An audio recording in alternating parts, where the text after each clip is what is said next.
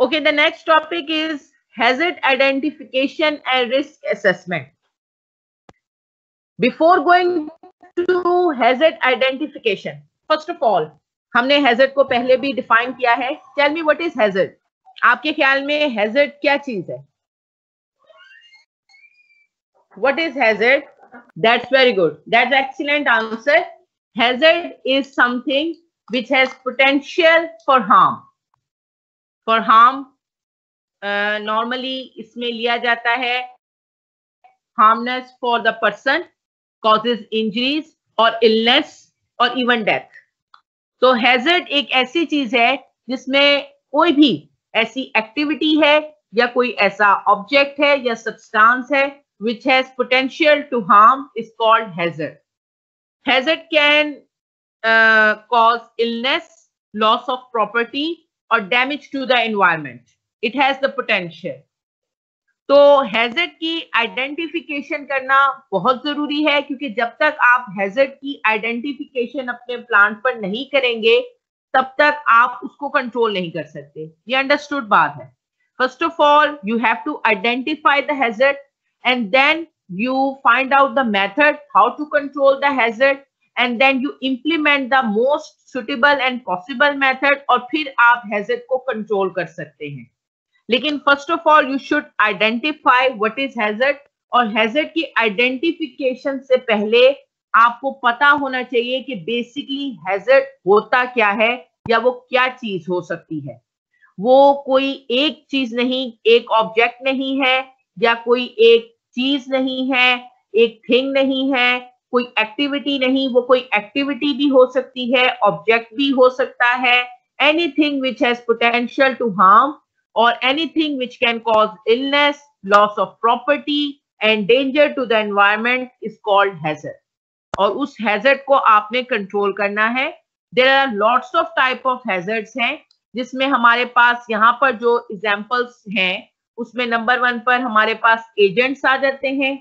Agents के बाद हमारे पास कंडीशंस हैं और कंडीशंस के बाद एक्टिविटीज हैं. ये वो हैजर्ड्स हैं जो कि नॉर्मली इंडस्ट्रीज में टेक प्लेस होते हैं. तो सबसे पहले हमारे पास एजेंट्स आते हैं. एजेंट्स में हमारे पास कौन कौन से ऐसे एजेंट्स हैं जो कि हैजर्ड की कैटेगरी में आ सकते हैं. As you can see from here, carcinogenic, corrosive, toxic, non-ionizing, biological hazard, explosive hazards, flammable, sanitizing, water reactive, potentially explosive nature. ये तमाम आते हैं इन the category of agent hazards. यानी आप यूं कह सकते हैं कि ये वो हैजर्ड्स हैं जो केमिकली से रिलेटेड होते हैं. जो केमिकल आप अपनी इंडस्ट्री में यूज कर रहे हैं या जो रॉ मटेरियल आप अपनी इंडस्ट्री में यूज कर रहे हैं, कैटलिस्ट यूज कर रहे हैं, ये उनसे रिलेटेड है हैजर्ड हैं. जो कार्सिनोजेनिक हो सकते हैं, ये टॉक्सिक हो सकते हैं, फ्लेमेबल हो सकते हैं, ऑक्सीडाइजिंग हो सकते हैं, रिएक्टिव हो सकते हैं. इसके अलावा ये पोटेंशियली एक्सप्लोसिव हो सकते हैं. These are all hazards which are related to your chemicals और एजेंट्स. उसके बाद जो हैजर्ड्स हमारे पास आते हैं वो कंडीशन बेस्ड होते हैं, यानी कंडीशनल हैजर्ड्स. कंडीशंस कौन सी आपकी इंडस्ट्री में ऐसी हैं विच come in the category of हैजर्डनेस.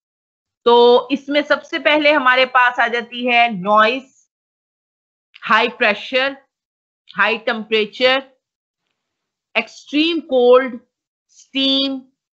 फिर हमारे पास आ जाता है oxygen deficient places, ultraviolet radiation. ये तमाम वो कंडीशंस हैं जो कि हैजर्डस कंडीशन कंसीडर की जाती हैं in any industry. High pressure, very high temperature, very low temperature below 0 degree C, steam, noise, extra light, oxygen deficiency. These all in the category of conditional based hazard. जो first थे वो हमारे agent based hazard थे जो chemical से related थे. जो second one है वो कंडीशनल बेस्ड हैजर्ड है. वो कंडीशंस जो हैजर्डस हो सकती हैं इंडस्ट्री में। फिर आ जाती है एक्टिविटी। वो एक्टिविटीज कौन सी होती है इंडस्ट्री में जो हैजर्ड की कैटेगरी में आ सकती हैं। फॉर एग्जाम्पल वेट लिफ्टिंग, आप जो उठाते हैं लिफ्टर की मदद से इंडस्ट्री में, पैकिंग उठा रहे हैं आप, या कोई इक्विपमेंट रिमूव करने के लिए उठा रहे हैं, रिप्लेस करने के लिए उठा रहे हैं, वो हैजर्ड की कैटेगरी में आता है।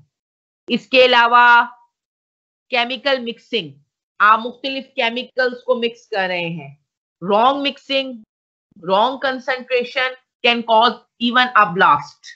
तो ये आपके पास एक्टिविटी है जो हैजर्ड की कैटेगरी में आती है। इसके अलावा स्केल अप, वेस्ट को हैंडल करना, जो आपकी इंडस्ट्री में वेस्ट बन रहा है, जो आपकी वेस्ट प्रोडक्ट है, चाहे वो वेस्ट वाटर है या वेस्ट बाय प्रोडक्ट है, उसको आप कैसे हैंडल कर रहे हैं, वेदर आप उसको डिस्कार्ड प्रॉपर वे से कर रहे हैं। अगर आप उसको जस्ट जाने दे रहे हैं, वेस्ट वाटर है, बाहर जा रहा है, पानी में शामिल हो रहा है, जिस पानी को लोग पीने के लिए इस्तेमाल कर रहे हैं, तो you can cause a hazard for their health. तो this also come in the category of hazard. फिर transportation of hazardous material, handling glassware, heating chemicals, extraction, these are all activities which come in the category of hazard.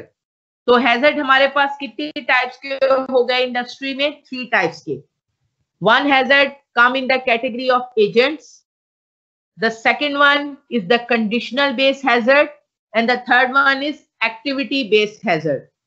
तो ये 3 types के hazards हमारे पास industry में present हैं, जिनको हमें reduce करना होता है। फर्स्ट ऑफ ऑल हमें इनकी आइडेंटिफिकेशन है।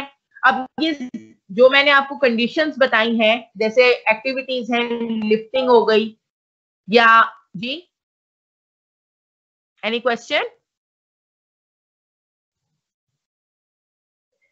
लिफ्टिंग हो गई या केमिकल मिक्सिंग हो गई, रिक्रिस्टलाइजेशन हो गई, एक्सट्रैक्शन हो गई, ये कॉमन प्रोसेस है जो इंडस्ट्री में होते हैं। इसका मतलब ये हरगिज नहीं कि आप इन प्रोसेस को रोक दें।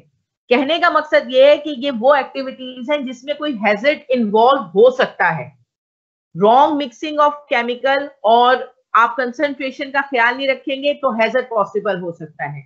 लिफ्टिंग के दौरान आप अनट्रेन्ड पर्सन यूज करेंगे, हैजर्ड पॉसिबल हो सकता है। एक्सट्रैक्शन के दौरान आप रॉन्ग कंपोनेंट का यूज करेंगे, हैजर्ड पॉसिबल हो सकता है। इसी तरह रिक्रिस्टलाइजेशन है, फिर सेंट्रीफ्यूजिंग है। तो ये वो तमाम एक्टिविटीज हैं जो इंडस्ट्री में होनी है और होंगी भी, क्योंकि these are the part of the process. लेकिन ये वो एक्टिविटीज हैं जिसमें आपकी अपनी गलती की वजह से या नॉलेज ना होने की वजह से हैजर्ड पॉसिबल हो सकते हैं। तो इन हैजर्ड्स को कंट्रोल किस तरह किया जा सकता है? एलिमिनेशन ऑफ हैजर्ड्स की अगर हम बात करें तो हमारे पास जनरल जो मेथड्स आते हैं उसमें बड़ा ही सिंपल है कि आप हैजर्ड को टोटली रिमूव नहीं कर सकते, बट आप उसको मिनिमाइज कर सकते हैं या फिर आप उसको रिड्यूस कर सकते हैं बाय सिंपल जस्ट जनरल आपको मेथड्स यूज करने हैं। सबसे जो सिंपलेस्ट मेथड है उसमें तो ये आ जाता है कि आप फॉर एग्जांपल सब्स्टिट्यूट कर दें केमिकल को, like benzene is more hazardous chemical than toluene. तो अगर आप किसी प्रोसेस में बेंजीन यूज कर रहे हैं तो उसकी जगह टॉलिन यूज कर लें। Toluene is less hazardous than benzene, तो उससे आप अपने प्रोसेस को मोर सेफ बना सकते हैं, हैजर्ड को रिमूव कर सकते हैं, हैजर्ड को रिड्यूस कर सकते हैं।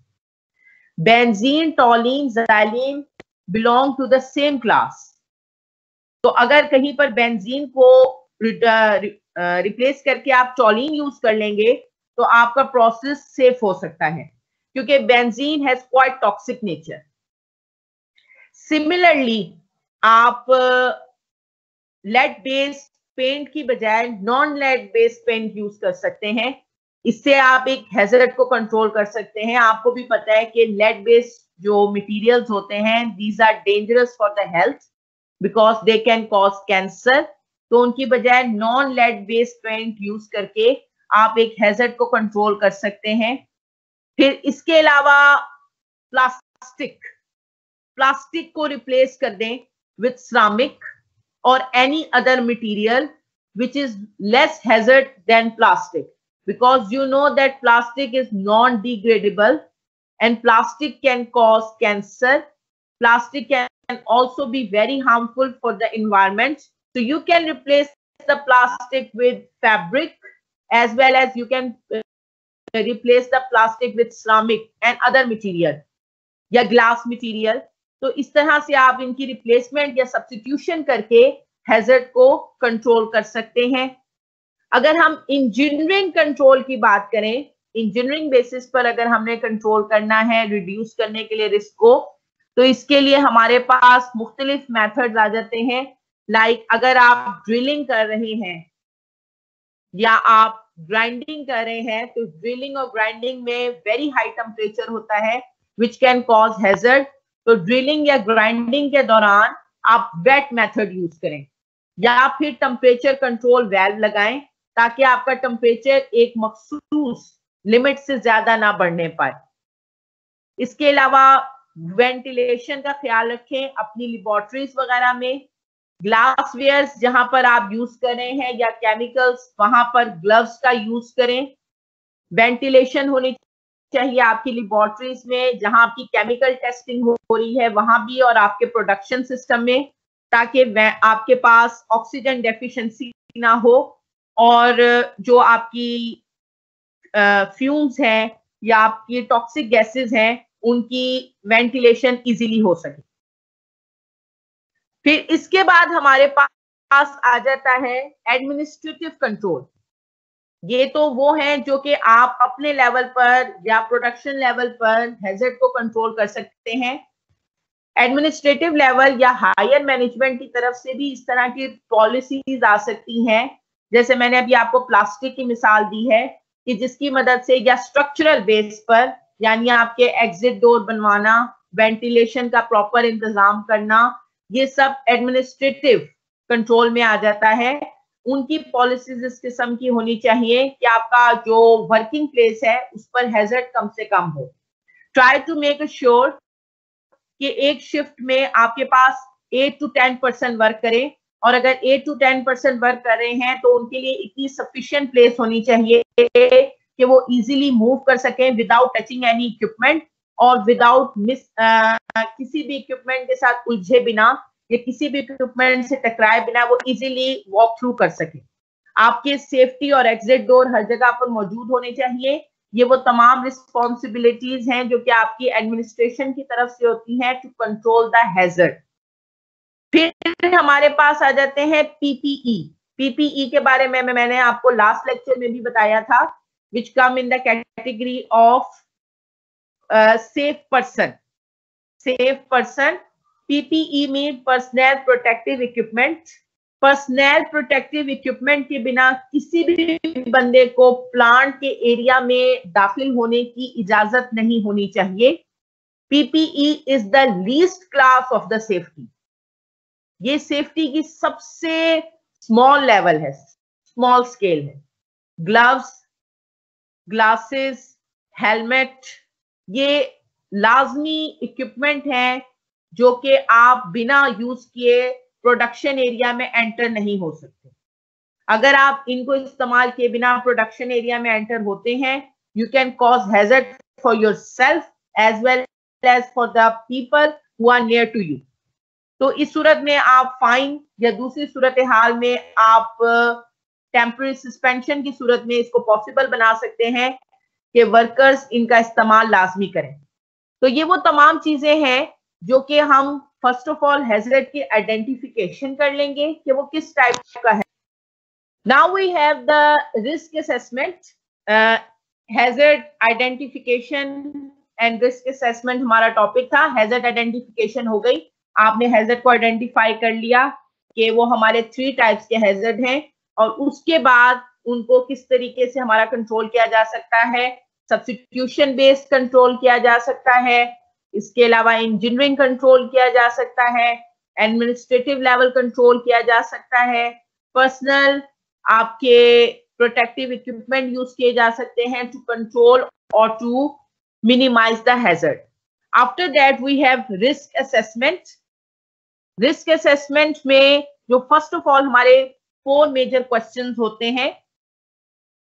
Who might be harmed and how? किसको नुकसान पहुंच सकता है और कैसे? What you have already done for controlling the risk? आप पहले से वो कौन सी प्रिकॉशंस हैं जो कि रिस्क को कंट्रोल करने के लिए कर चुके हैं? What are the action further can do to control the risk?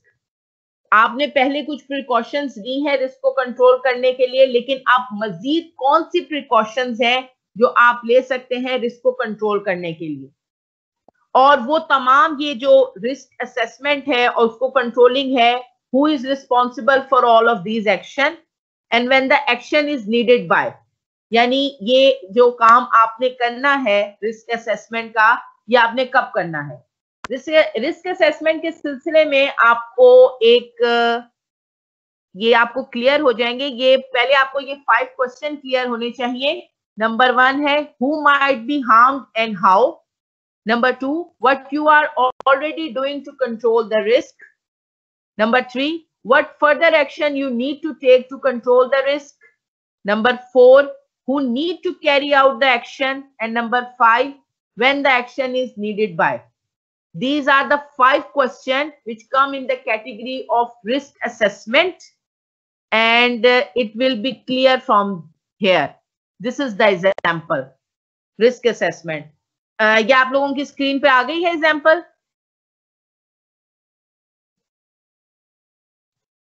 Yes, ma'am. Clear हो रही है ये आपको? This is example Preparation, cooking and services. Example risk assessment for food preparation, cooking and service. Yes, ma'am. ये basically एक risk assessment की example है जो कि किसी भी बार, होटल, रेस्टोरेंट या किचन, होटल किचन वगैरह में, या आपके जो होम किचन हैं वहां भी ये अप्लाई की जा सकती है. तो ये किस तरीके से इन्होंने किया है? उन्होंने एक कैफे की एग्जांपल ली है जिसमें 5 परमानेंट एम्प्लॉइज काम कर रहे हैं और उसमें से एक यंग पर्सन है जो कि हेल्प करता है, ये अंडर 16 है. On Saturday he is not the permanent employee to serve food and load the unload the dish washer.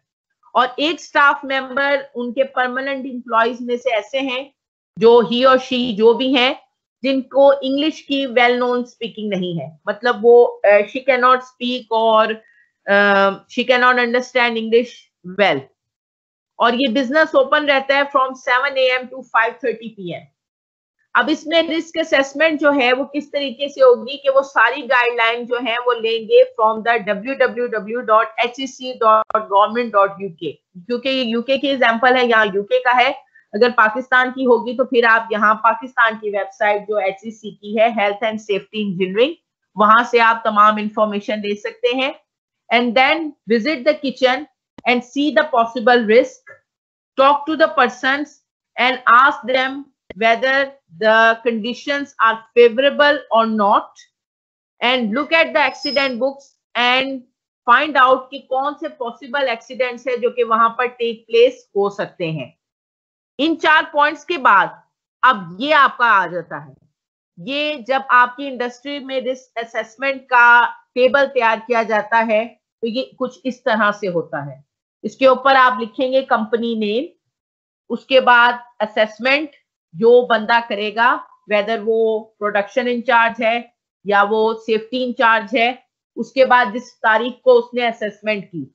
अब ये वही क्वेश्चंस हैं जो कि हमने अभी प्रीवियसली मैंने आपको बताए थे.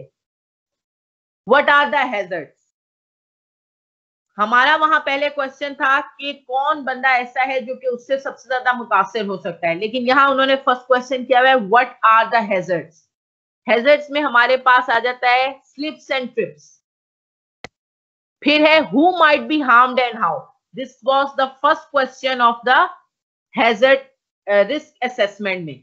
रिस्क असेसमेंट में अगर मैं दोबारा आपको दिखाऊं तो who might be harmed and how, this was the first question of risk assessment. और यही यहां पर उन्होंने सेकंड कॉलम में मेंशन किया है who might be harmed and how, और इसके नीचे उन्होंने लिखा है kitchen food service staff and customer. क्योंकि स्लिप्स है एंड ट्रिप्स है might be injured if they trip over objects or slip on slippage. यानी कि किचन का स्टाफ या फिर कस्टमर वो दोनों ही मुतासिर हो सकते हैं अगर वो ट्रिप कर जाएं किसी ऑब्जेक्ट के ऊपर या स्लिप कर जाएं। स्लिपरी आपका फर्श है, अगर वहां पर वो स्लिप कर जाते हैं तो उसकी वजह से उनको नुकसान हो सकता है।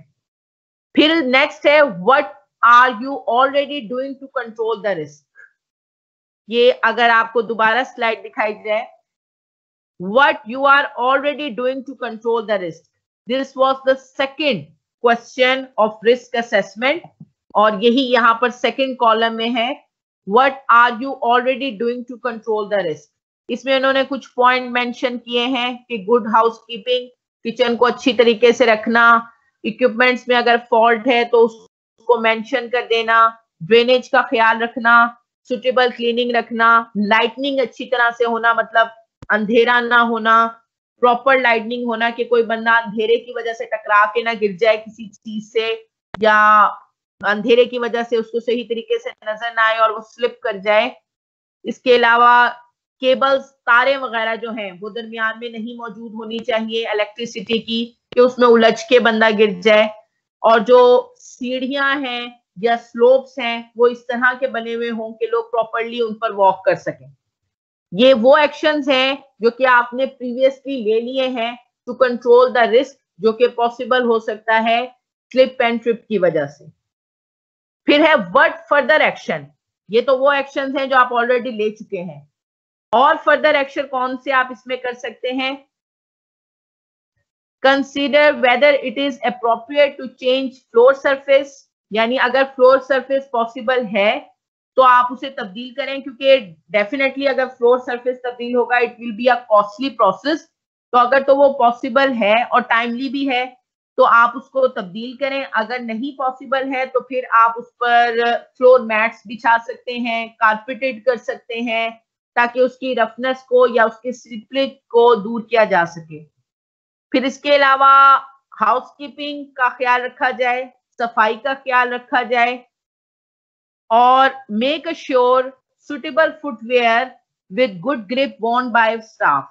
आपका जो स्टाफ है वो जो शूज इस्तेमाल कर रहा है, क्योंकि उन्होंने मुसलसल वहां पर चलना फिरना है, तो वो इस किस्म के शूज इस्तेमाल करें जिनसे वो उस फर्श पर आसानी से चल सकें, वो स्लिपरी ना हो और उनकी गुड ग्रिप हो। ये सब एक्टिविटीज कौन करेगा? होटल है तो वहां पर इसका रिस्पॉन्सिबल है मैनेजर। अगर इंडस्ट्री होगी तो उसमें या तो आपका प्रोडक्शन मैनेजर होगा, मोस्ट प्रोबेबली सेफ्टी मैनेजर होगा। कब ये एक्शन लेना है ये डेट मेंशन है और डन भी की डेट मेंशन। तो इस तरह से आपका रिस्क असेसमेंट की टेबल बनती है।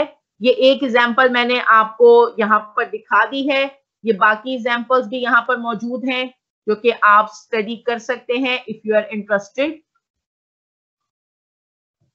अदरवाइज इसमें से कोई एक एग्जांपल अगर ये क्वेश्चन पेपर में आता है और आपको एग्जांपल कोट करनी पड़ती है तो एक example is more than enough. Like मैंने आपको स्लिप एंड ट्रिप का बताया है। अगर स्लिप एंड ट्रिप के अलावा आप मैनुअल हैंडलिंग को करना चाहते हैं या फूड हैंडलिंग को करना चाहते हैं, गैस अप्लायंसेस इलेक्ट्रिकल को करना चाहते हैं, तो इनको भी आप कर सकते हैं इजीली। तो इनमें से कोई भी आप कोट कर सकते हैं, it consider to be right. लेकिन ये टेबल इसी फॉर्म में होना चाहिए क्योंकि जो इसके कंपोनेंट्स हैं ये स्टैंडर्ड कंपोनेंट्स हैं, तो इनमें कोई प्रॉब्लम नहीं होनी चाहिए।